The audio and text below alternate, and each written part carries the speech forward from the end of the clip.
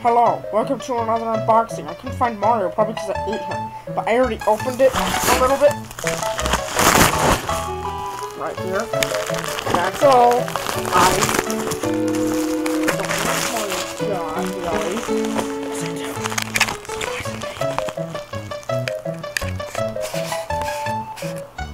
Suck you down. I'm so sorry. I wasn't crying. Okay, I'm so sorry I had to cut to the end because my stupid battery in the camera's dead and I keep having to turn it off, turning it back on. So I just skipped to the last part even though I don't like doing that, but here he is. Look at this rare toy. I mean, Tanuki Mario from Mario All-Stars. Technically, these are Mario's too.